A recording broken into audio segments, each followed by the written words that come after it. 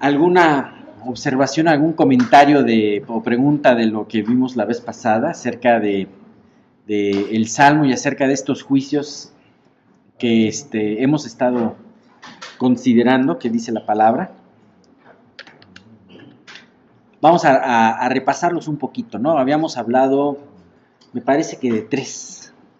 Precisamente habíamos hablado que esta parte hablaba de aproximadamente 10 juicios y que como las plagas de Dios hacia el pueblo de Egipto, estos 10 juicios van de menos a más. Entonces habíamos hablado primeramente de que sea su convite o su banquete como tropiezo, no como lazo, y su prosperidad como tropiezo, ¿no? Habíamos, y lo que comentamos en esa ocasión es que, bueno, finalmente sabemos que los tiempos de alegría son buenos, la prosperidad también no tiene por qué ser mala. El problema es que, ¿dónde está tu corazón en todo esto? Y a veces puede Dios traerlo como una disciplina. Ajá. Ya habíamos hablado de varios banquetes. ¿Se acuerdan ustedes, no? El banquete de Belsasar, el banquete de Esther. Y así podemos ver, por ejemplo, el banquete, no sé si lo mencioné la vez pasada, hablando de Lázaro y el rico, ¿no? No, pero es también otro ejemplo, como Jesús hablaba de un hombre que todos los días tenía un banquete en su casa. Y además, su prosperidad no solamente se reflejaba en el banquete, sino también se reflejaba en la forma de vestir, ¿no? Era un hombre que vestía muy bien, de lino y de púrpura, decía, ¿no? Y y sin embargo vemos cuál fue su destino final, ¿no?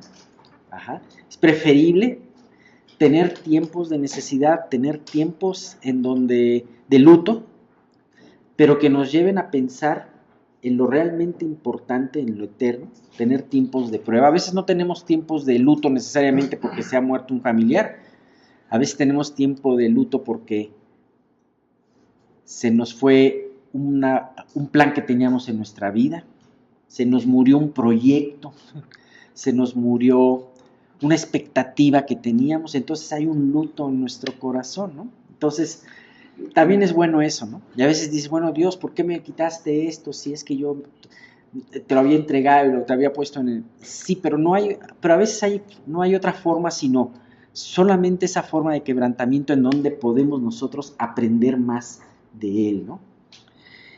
Habíamos hablado también el pasado,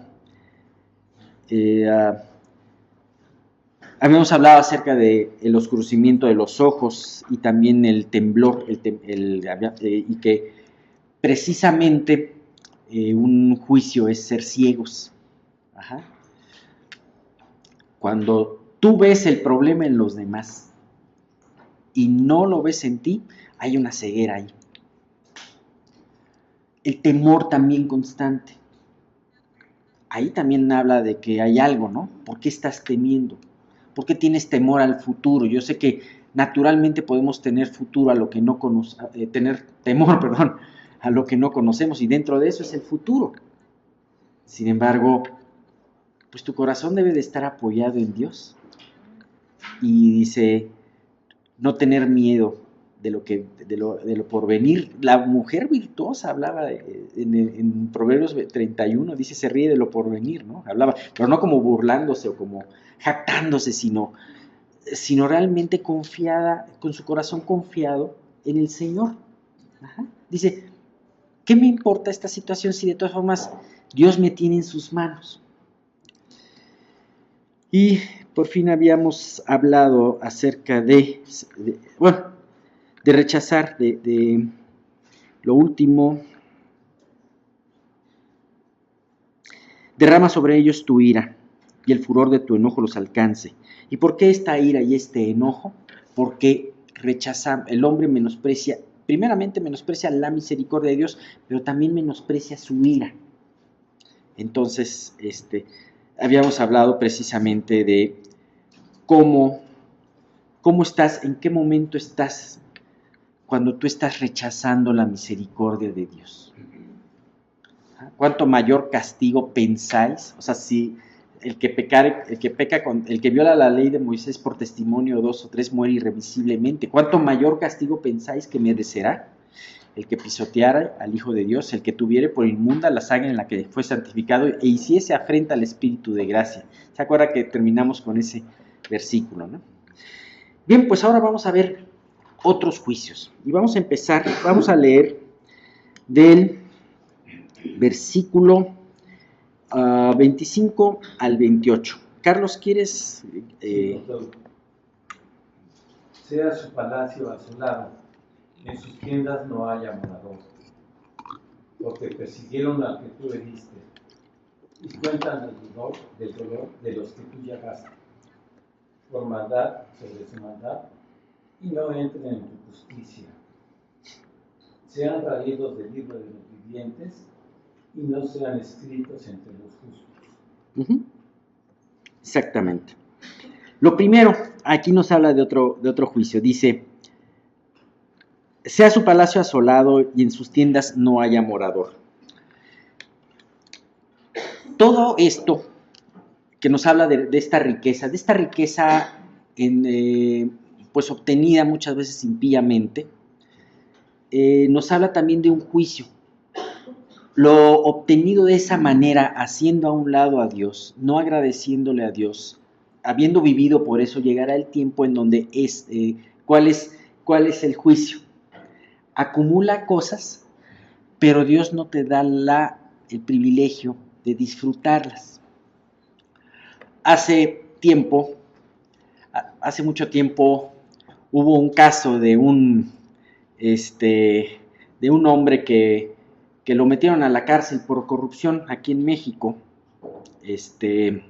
una corrupción muy fuerte en una institución de gobierno, y más o menos aproximadamente 10 años después de que lo metieran en la cárcel a este hombre, como unos 7 años, a mí me tocó ir a tomar un levantamiento, unas medidas a lo que era su casa, porque esa casa se iba a vender, era un caserón impresionante, y se iba a vender esa casa para hacer un condominio, ¿no?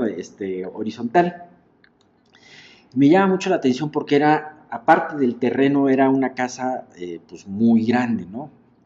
Y tenía los mejores implementos de cocina, tenía los mejores acabados, y tenían por ahí un álbum familiar, me tomé la libertad de verlo, y veías las fotos de esta persona departiendo en muchas fiestas con otras celebridades, y es impresionante cómo finalmente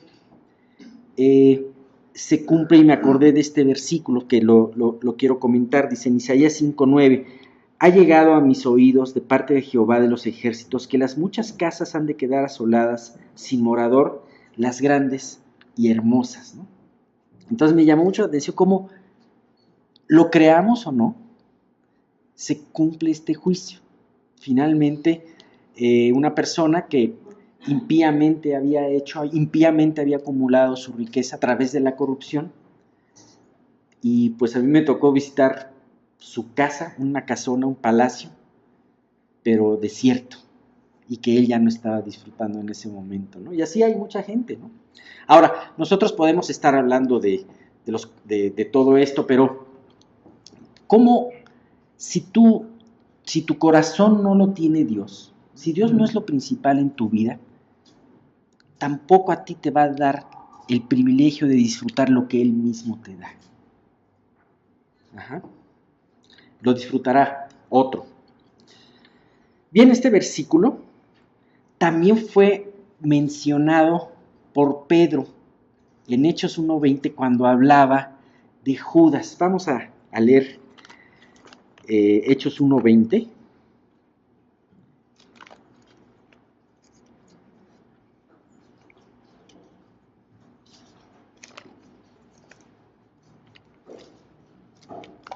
Sí, es un versículo profético, ¿no? Fíjate que ya dice desde el 16, dice, varones hermanos, era necesario que se cumpliese la escritura en que el Espíritu Santo habló antes por boca de David acerca de Judas, que fue guía de los que prendieron a Jesús.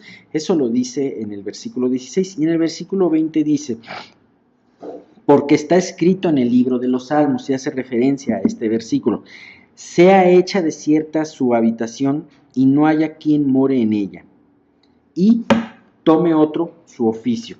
El de tome otro su oficio también hace referencia de otro salmo, que es el Salmo 109, versículo 8. ¿Y a qué llevó las pretensiones de Judas? Judas, cada uno de los discípulos tenía en su mente ciertas cosas, y que aún el discípulo más sincero, de más corazón, tuvo que ser enfrentado con Jesús. Pedro, ¿no? Tenemos el ejemplo de Pedro. Pues Pedro, no me cabe duda que era un hombre que amaba a Jesús, así que ponía todo su corazón ahí, pero aún él tuvo que ser enfrentado, ¿no? Bueno, sin embargo, este hombre nunca apropió el amor de Dios, porque siempre estaba ahí con otro interés, un interés propio. Finalmente, cuando las cosas se dieron, cuando él se dio cuenta que Jesús no le iba a cumplir ese interés egoísta de su corazón, entonces hizo lo peor que puedes imaginar que pudo haber hecho un hombre, que es haber traicionado al mismo Dios, ¿no? A su mismo Salvador. Y bueno, ¿cuál fue el juicio? Su habitación fue hecha desierta. Nadie, y además, no solamente su casa, sino también un asiento entre los 12.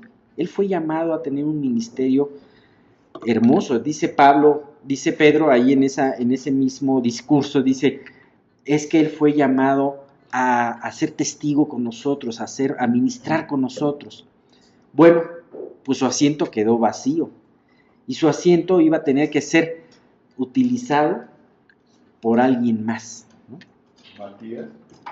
Sí, fue Matías, exactamente. Y esa parte te habla de eso. Y nosotros podemos venir a la iglesia, pero ¿cuál es nuestro interés? Podemos seguir a Dios en los momentos que tenemos una necesidad, pero ¿lo vamos a seguir también en los tiempos que nos responda a Él? O por otra parte, tenemos una expectativa y pensamos que esa expectativa nos la va a cumplir Dios. ¿Vamos a seguirle siguiendo si estamos en duda de que Dios cumple esa expectativa? Como Judas. Realmente tenemos que buscarle a Él, ¿no? Eso es lo importante. Y bien, pues también este juicio nos habla de otro lugar que quedó finalmente desierto, y ese fue Jerusalén. Jesús mostró su poder, mostró su misericordia, mostró su sabiduría en este lugar. Sin embargo, fue tomado por el pueblo, fue menospreciado, burlado, pisoteado. Sabemos que esto iba a cumplir las Escrituras. Sin embargo, lo triste es que Jerusalén nunca conoció el día de su visitación. ¿Y qué quiere decir eso? El día en que su Salvador estaba ahí cerca. Nunca conoció lo que, la gente nunca conoció lo que para ellos era importante. Y finalmente, después de la muerte de Jesús, a los 40 años aproximadamente de esto, Jerusalén fue destruida, fue incendiada. Y pues hemos visto en la historia que pues, esto duró casi 20 siglos, ¿no? La forma como él estaba. Veíamos en un documental que en el siglo XVIII todavía algunos viajeros, entre ellos Mark Twain, que fueron a visitar Jerusalén, decían que esto es morada de chacales, ¿no? Cumpliendo exactamente lo que decía la palabra de Dios acerca de cómo iba a quedar abandonada Jerusalén. Bueno, pues también este ejemplo fue con lo que sucedió con los enemigos de Dios. Jesús decía en Lucas capítulo 13, versículos 34 al 35, Jerusalén, Jerusalén, que matas a los profetas y apedreas a los que se te envían. ¿Cuántas veces quise reunir a tus hijos, como reúne la gallina a sus pollitos, debajo de sus alas, pero no quisiste? Pues bien, La casa de ustedes va a quedar abandonada, fíjate, va a quedar abandonada. Y les advierto que ya no volverán a verme hasta el día que digan, bendito el que viene en el nombre del Señor. Y bien, pues vamos a ver las últimas plagas. Las últimas 2 plagas, 27 y 28, dice, pon maldad sobre tu maldad y no entren en tu justicia. Sean raídos del libro de los vivientes y no sean escritos entre los justos. Dice, añade maldad a la maldad. ¿Qué quiere decir esto? Cuando tu corazón no atiende a las exhortaciones de Dios, entonces Dios precipita un juicio. Cuando tú, por ejemplo, decides creer la mentira, entonces hay un mayor engaño. Cuando tú te entregas o sea, Dios te puede entregar a ciertas situaciones peligrosas en tu vida, ciertos pecados que no te dejan ir, cuando tú rechazas la luz de la verdad. Hay un proverbio que habla de que aquel contra el que está airado Dios, lo va a entregar, hablando del varón, lo va a entregar a la mujer mala, a la mujer insensata, ¿no? Y pregúntale acá si esto no fue un juicio en su vida y en su familia, ¿no? Jezabel, ¿no? Y bueno, pues exactamente. Ahora, no es que Dios, o sea, no es que Dios, Él de sí te enrede más en ese pecado o haga que peques. Acuérdense que la palabra dice que Dios no tienta a nadie ni es tentado por nadie, no te hace pecar Dios. Sin embargo, ¿qué es lo que hace Dios cuando tú no quieres entender un principio, cuando tú te endureces tu corazón? Entonces te deja a merced de tu pecado. Se retira de aquí. Acuérdense que no se retira lo suficientemente lejos. Él siempre va a estar disponible para cuando tú lo llames, mientras sea el tiempo de gracia, ¿no? Pero acuérdate que Dios a veces se hace a un lado y Él permite que tú te metas más en ese problema, en ese pecado, en esa situación. Entonces, muchas veces el hecho de que tú veas a alguien prosperar haciendo maldad, porque además ves una cosa, ves no solamente que prospera, sino además también el orgullo se aumenta. Entonces, ¿qué es lo que dice Dios cuando un pecador está como un árbol frondoso? ¿Qué pasa después? Es cortado. En un momento lo ves ahí, volteas y ya no lo ves. Eso lo dice el Salmo 37-35, versículo 35, ¿no? Vi al impío extenderse como un laurel verde, ¿no? Pero volteé y ya no estaba ahí, ni siquiera sus raíces. Esta fue desarraigada. Así que un juicio es cuando Dios te deja a expensas del pecado, entonces se está precipitando ese juicio. Y no entren en tu justicia, dice el 27, y no entren en tu justicia. A mí me llama mucho la atención. Dios finalmente, el hombre va a seguir su camino.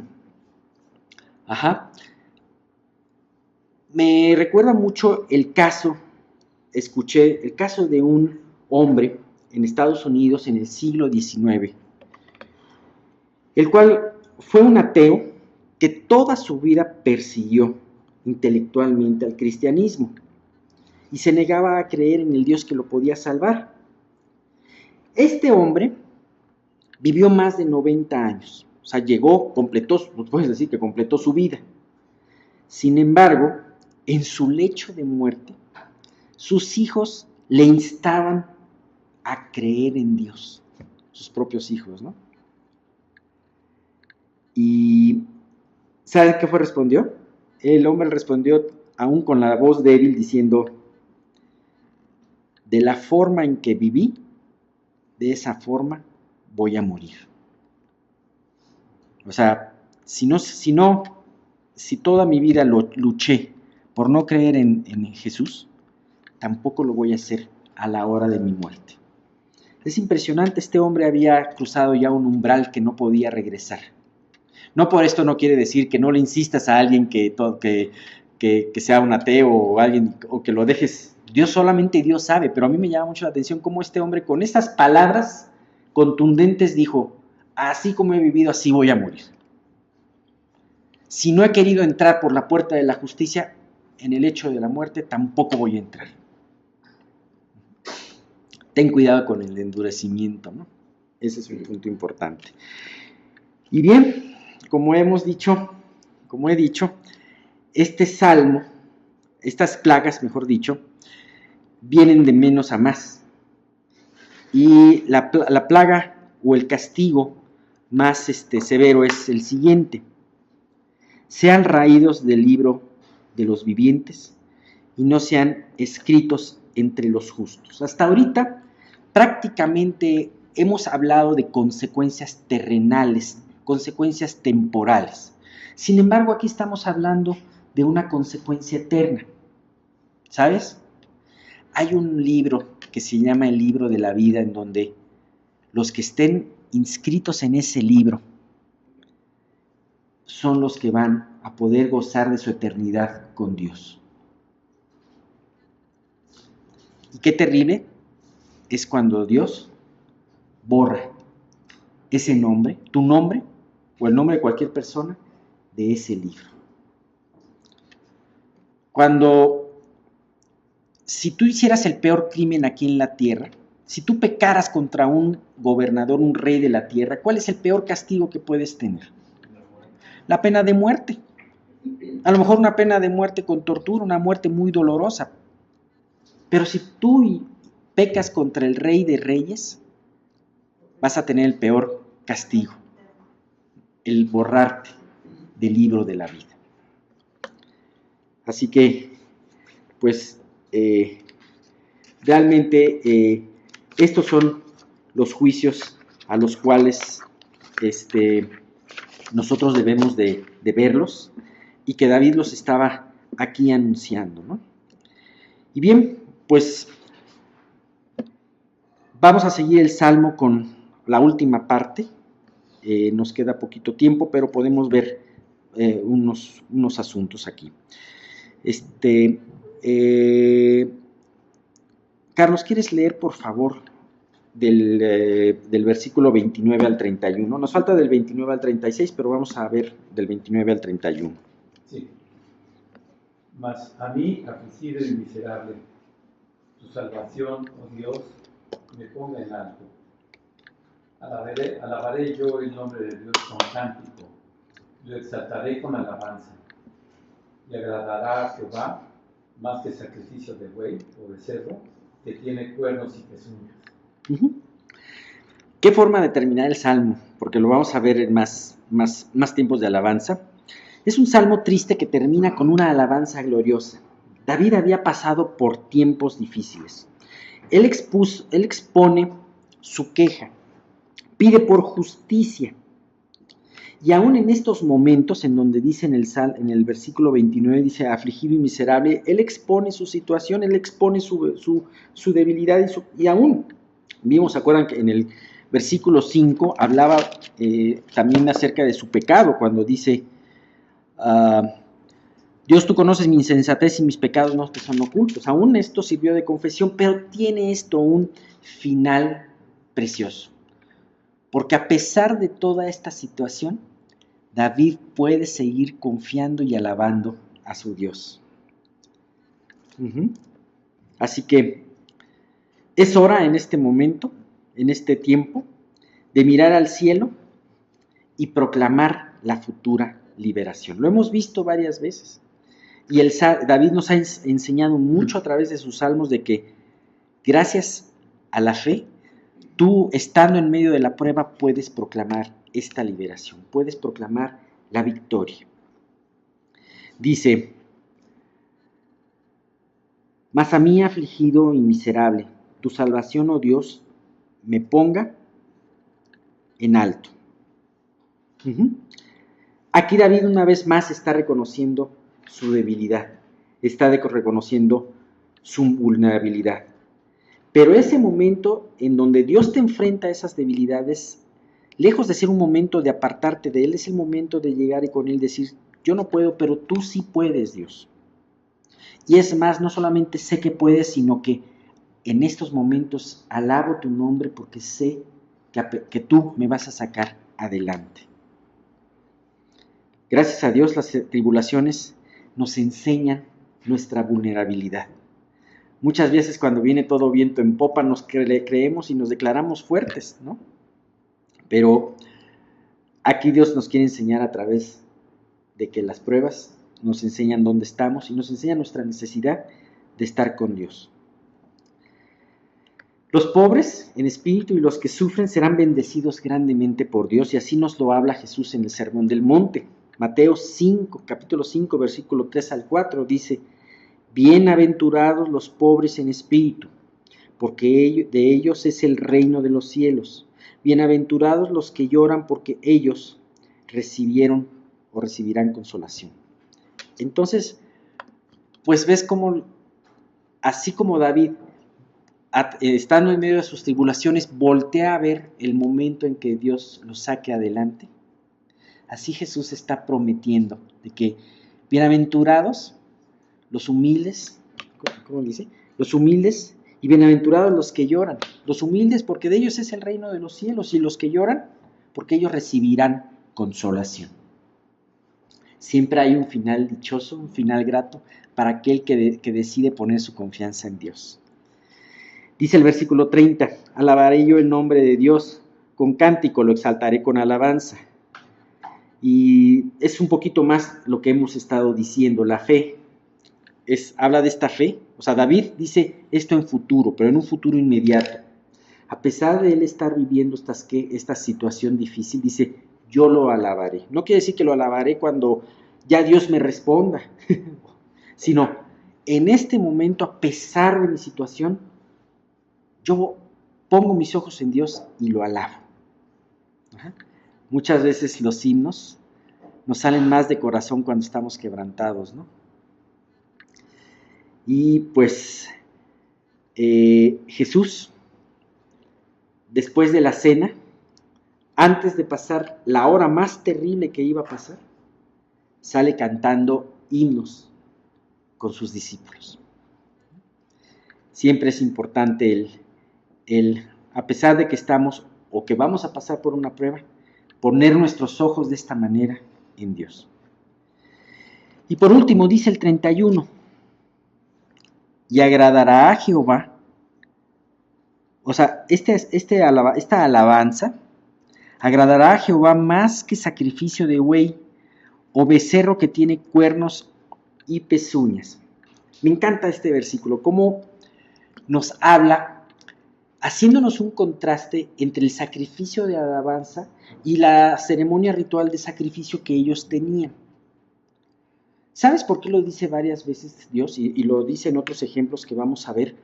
Porque ellos dejaron de ver el meollo, lo más importante de lo que significaba esa ley sacrificial. Dejaron de ver que lo importante era la confianza con Dios. Lo importante era reconocer tu pecado. Lo importante era la humillación que delante de Dios tenías. Lo importante era el agradecimiento que tenías con Dios. Y empezaron a ver que lo más importante era ese como buey sagrado, pero que no era más que un animal de carga, y que dice, ese sacrificio con cuernos y pezuñas, ¿no? O sea, date cuenta que solamente es un sacrificio con cuernos y pezuñas, eso no es lo más importante. Lo más importante es tu corazón. Ajá. Lo más importante en todo esto es el sacrificio de acción de gracias que viene en tu corazón. Hemos visto el ejemplo de Saúl en múltiples ocasiones y cómo Saúl decía, para él lo más importante era ese sacrificio externo. Cuando Saúl empezaba su reinado, Samuel le dio una instrucción muy específica. Vete al campamento, ordena a la gente, vete al campamento y espérame para que ofrezcamos un sacrificio. Y bueno, Él hizo esa primera parte de las instrucciones, la siguió bien, pero la segunda parte no. De repente, Saúl fue tratado con una prueba. Él empezó a ver que Samuel aparentemente se estaba tardando. Y entonces, pues vio que pues, no había respuesta y vio que sus hombres estaban desesperados y empezaron a presionarlo. No hay prueba que tengamos en la vida que no suframos una presión para tomar las cosas en nuestras manos. Bueno, Saúl así de esa manera tuvo esa presión. Pero, ¿qué fue lo que pasó? Finalmente desistió ante cedió ante esa presión y entonces agarró y empezó a sacrificar. Eso nos delata mucho el corazón de este hombre. Él tomaba el sacrificio como una especie de algo que tenía que hacer, algo que tenía que cumplir. Y también como una especie de amuleto de suerte, como dice, bueno, es que si no sacrifico esto no me va a ir bien, no voy a tener la suerte de ganar. Ajá. Y en el momento que estaba sacrificando, llegó Samuel y le dijo, ¿qué estás haciendo? ¿No te dije que me esperaras? Y entonces él empezó a dar muchos pretextos. Es que el pueblo ya se me estaba desanimando, y es que esto, y es que lo otro, y no había ningún pretexto. Él tenía que confiar en Dios. Ahora, Samuel no se le hizo tarde. Samuel llegó en el momento adecuado, cuando su corazón delató lo que estaba. Cuando se delató lo que estaba dentro de su corazón. Entonces, ¿cuál hubiera sido el sacrificio verdadero de Saúl? La obediencia. ¿Qué hubiera generado la obediencia? ¿Qué es lo que genera una obediencia ante una situación de prueba así? Sí, bueno, eso es lo que da. Seguramente Saúl hubiera sido un paso para ser reconfirmado en su reino. Pero, ¿por qué Saúl no obedeció? Estaba siendo probada su confianza, su fe. ¿En quién estaba poniendo sus ojos? Y él lo estaba poniendo en las circunstancias. Entonces por eso no obedeció. Ese sacrificio de la obediencia hubiera sido el verdadero sacrificio y no ese sacrificio con cuernos y pezuñas. Hay otros versículos en donde nos hablan acerca de, de lo importante del sacrificio, y aún en el Antiguo Testamento. Dice, Salmo 50, del 13 al 14, dice, ¿he de comer yo carne de toros o beber sangre de machos cabríos? Sacrifica a Dios alabanza y paga tus votos al Altísimo. O sea, dice Dios, a mí me va a gustar comer la carne de toros o beber la sangre. Pues más bien lo que me agrada es la alabanza y el que tú consagres tu vida. Y en el Salmo 51, del 16 al 17, dice, David le decía a Dios, porque no quieres sacrificios que yo daría. O sea, eso no es lo más importante para ti. No quieres un holocausto. Los sacrificios de Dios son el espíritu quebrantado. Al corazón contrito y humillado no despreciarás tú, oh Dios. Ese es el meollo del sacrificio. Bien, pues con este conocimiento, con esto que vimos, no podemos equivocarnos, tener en cuenta lo que para Dios es importante. Porque nosotros vamos a poder estar actuando como precisamente lo que es, como los israelitas lo hacían, dando importancia únicamente a lo externo, pero por dentro, teniendo nuestro corazón distraído en muchas cosas. ¿Cómo es nuestro? Nada más déjame preguntarme. ¿Cómo es tu corazón cuando vas a la iglesia? ¿Cuándo es tu corazón cuando das algo de ti? ¿Cuando cantas himnos? ¿Tu corazón lo tiene el Señor? ¿O cuántas cosas haces en tu vida por necesidad o por apariencia? Acuérdate que Dios ve tu corazón. Sí, Pati, perdón. Es que esta situación de salud, Ajá. como puede ser en la vida de cualquiera de nosotros, siento que hay dos cosas, o sea, ¿qué pasa? Sí. Primero no te das cuenta, nunca sabes, de las bendiciones que hubiera habido por el caso de Saúl. O sea, para abajo, para abajo, para abajo. Y en segundo lugar, que al verte que ya nada salvo, quieres tomar un atajo para volver al camino, en vez de regresar y hacer las primeras obras, lo que tenías que haber hecho, arrepentirte verdaderamente y empezar a partir de ahí. ¿No? Pero yo he visto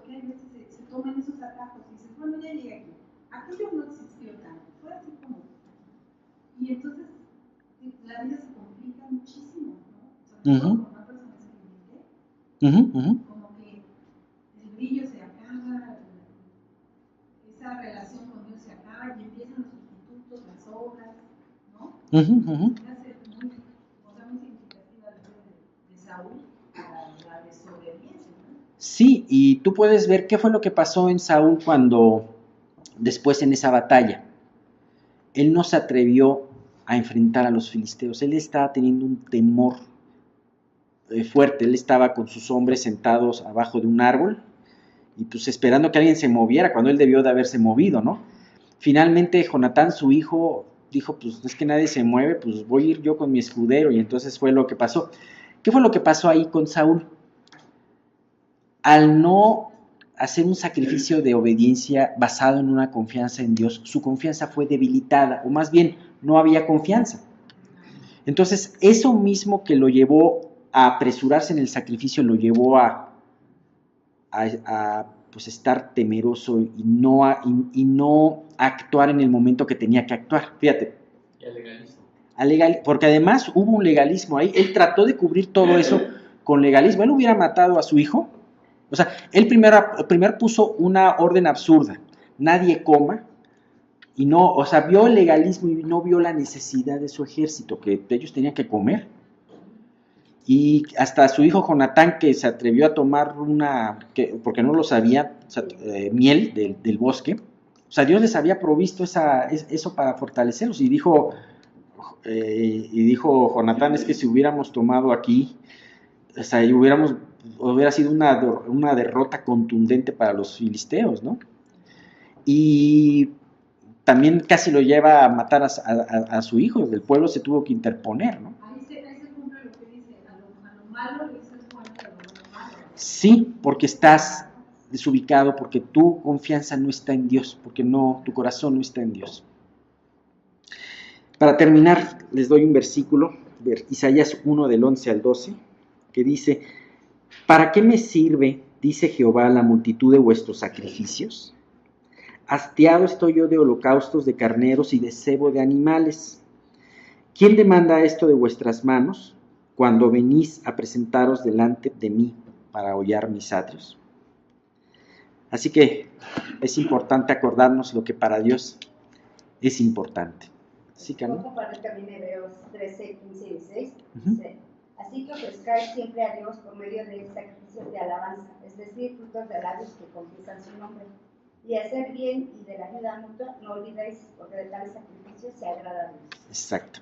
Un versículo más ahora del Nuevo Testamento que nos ayuda a...